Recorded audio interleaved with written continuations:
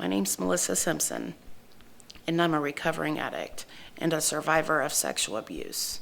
I was raised in a very dysfunctional family. My father was an alcoholic. I had two brothers who were both alcoholics and addicts. My sexual abuse began at a very early age.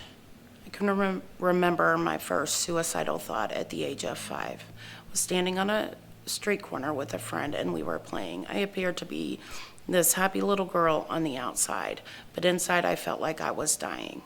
As I got older, the sexual abuse continued. The pain got bigger. I had learned how to stuff my feelings and not let anybody inside because people were not safe. I had to protect myself at all costs. Mom was very loving. Dad was very loving and worked all the time. Began babysitting at an early age. Kept busy, it took my mind off of things. I had switched schools multiple times. It was very difficult to make friends. My insecurity and my self-esteem got worse as I got older. My teen years were very difficult. At the age of 13, I was raped. During that time, I just totally dissociated. It just added to my pain. I can remember having my first drink at the age of 15. I love the feeling. Tried pot, never liked that. My plans was right out of high school to go into the Navy. 3 days before my high school graduation, I found out I was pregnant with my oldest son. It was the most exciting day of my life. Now I would finally have someone to love me. After having my first son, 13 months later, I had my second son. I kept busy with working and the kids. They were my life. They were my reason to live.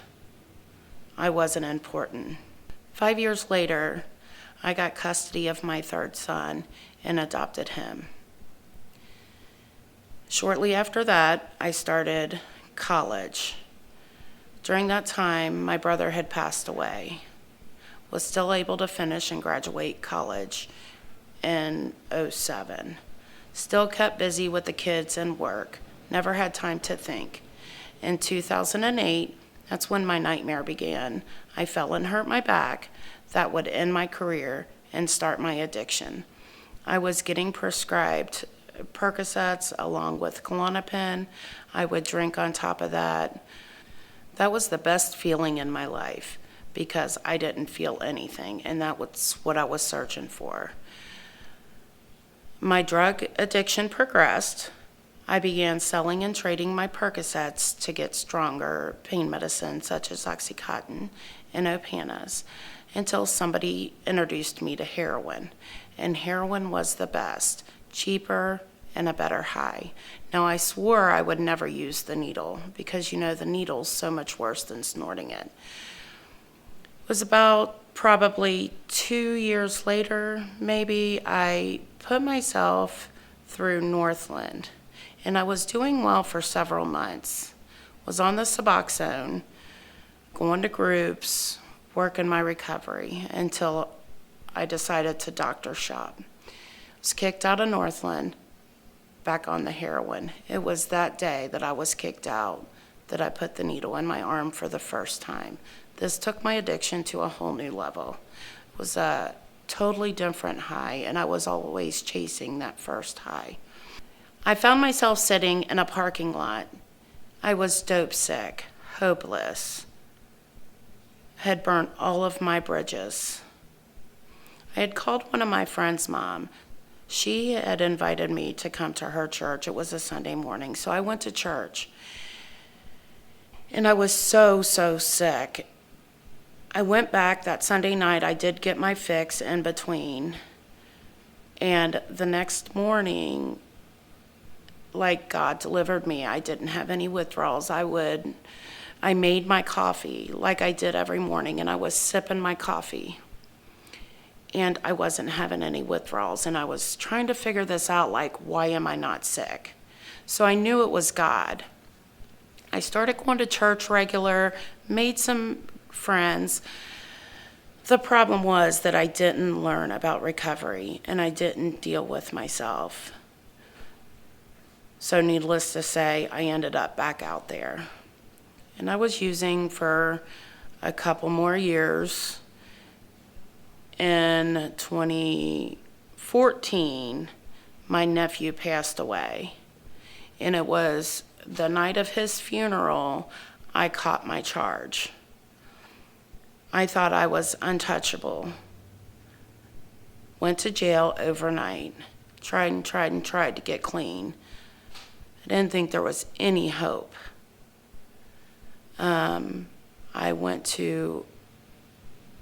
It was later that year I went to court, ended up doing 15 days in Campbell County, Kentucky.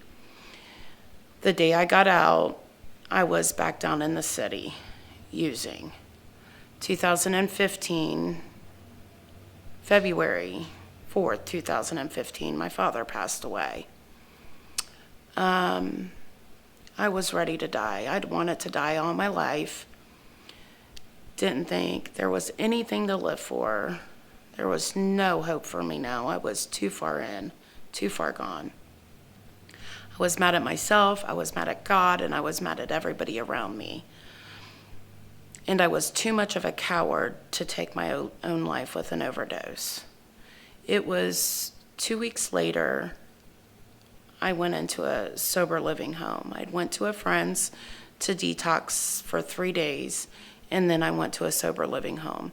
I was there for about a year, did well, got out, got my own apartment. 2 weeks after I moved into my apartment, I got really sick. My apartment had toxic mold. Landed in the hospital for about 10 days, was still very sick. I had a bronchoscopy done. I told them absolutely no narcotics, that I was a recovering addict. They gave me Dilaudid. That sent me on a tailspin. It was that day I was buying Perk 30s, less than a week, and I was back on the heroin. And of course, the guilt and the shame, all of that came in, and wanted to die again. This time I was only in my addiction for a couple months. Got in trouble with my parole officer, went back to the sober living. I detoxed at Claremont Mercy for 5 days. I was there. This time I got started on the Vivitrol. Suboxone just didn't work for me. I had tried it a couple times throughout my recovery, and as I told you, the first time it just didn't work. The second and third time I just sold them and traded them. This time I was doing well for a couple months, and then I was craving. It was towards the end of my shot, and I found an excuse to leave. It was a Friday. I waited till after 5 o'clock because I knew my parole officer would be out of the office, and I was trying to avoid my time. I was picked up by the police department. I went crazy on them. They took me to Claremont Mercy Behavioral Health for a psych eval. The next day I was released. This was March 2017.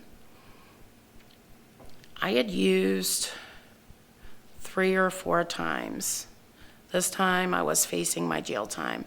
I was in an outpatient treatment center, and like I said, I was past the date of my Vivitrol shot. I was overdue, so that allowed me to use. And I can remember sitting in that car that day, and I had to ask myself, Melissa, what is it that you want?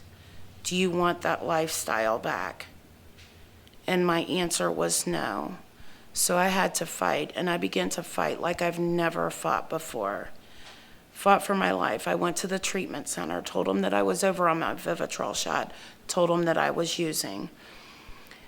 That day they gave me the Narcan shot because it had been less than 24 hours since I had used, to make sure that I didn't have a reaction. And I didn't, so they gave me my shot. Started reaching out to the sober support people that I had left. Got myself into counseling. Was still facing my jail time, didn't know what that looked like. The first time I had to meet my PO, I thought I was going to go to jail that day. And he really degraded me and put me down. I left out of there sobbing.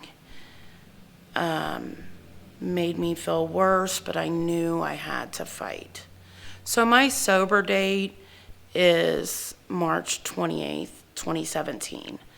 March 23rd, 2017, my grandson was born.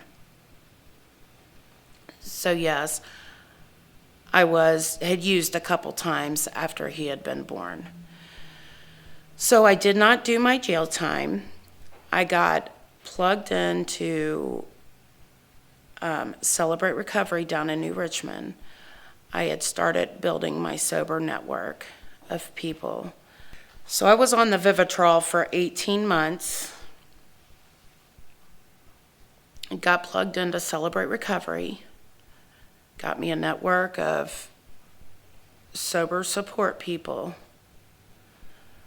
Got real with myself. Went into some very intense counseling.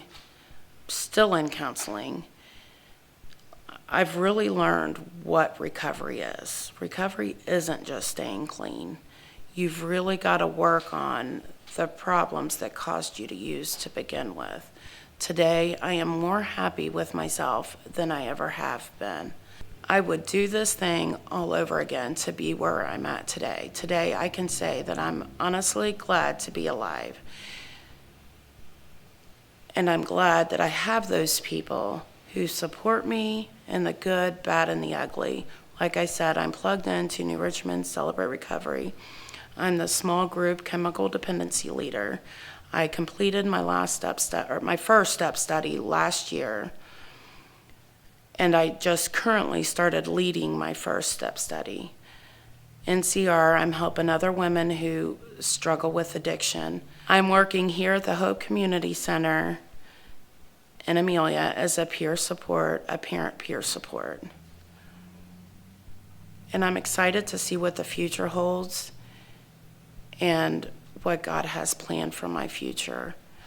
Since I felt hopeless most of my life, the one thing that I do want to say is, as long as you have breath in you, there's always hope. You just got to reach out and grab it. Nothing changes if nothing changes. You've got to put the first step forward to want to make a change in your life, no matter what. And that's what I had to do. I had to get real with myself, with others, and with God. And I've learned through my recovery journey that God is with me no matter what, and no matter what struggles I may face. Now, March 28th of this year, I will have 3 years clean. In the 3 years, I had one relapse with Klonopin, and then I drank one time. And I say that to say that it's not always easy, but you just have to get yourself up and get right back on track.